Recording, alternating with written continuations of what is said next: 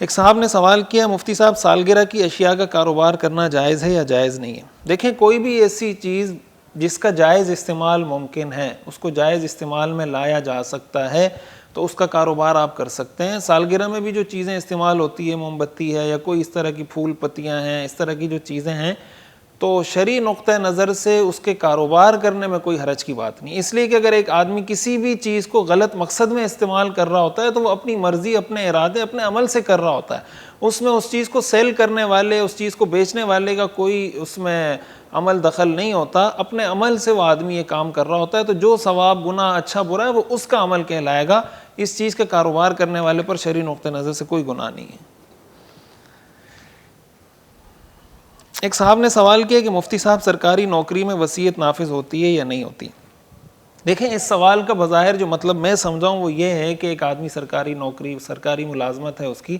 اور اس کے مرنے کے بعد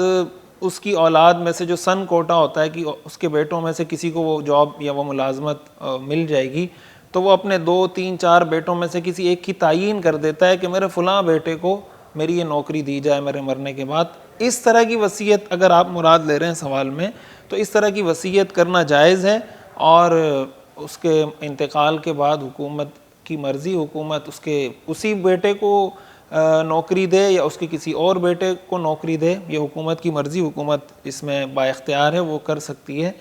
اور اسی کے ساتھ ساتھ اس کی جو بنیادی وجہ ہے، بنیادی وجہ یہ کہ یہ جو وصیت ہے، عموماً جو وصیت کی بات کی جاتی ہے تو وصیت یا میراث کا تعلق ہوتا ہے انسان کی ملک سے،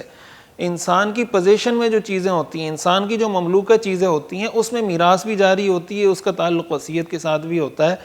یہ جو نوکری کا ملنا ہے یا بعد میں سن کوٹا کی بنیاد پر بیٹے کی سلیکشن ہے، یہ کوئی مملوکہ چیز نہیں ہے، یہ حکومت کی طرف سے ایک تبرع اور ایک احسان کا معاملہ ہے، لہٰذا جس بیٹے کے لیے بھی سلیکشن کرنا چاہیں تو وہ کر سکتے ہیں، اس کو اس چیز کا اختیار حاصل ہے۔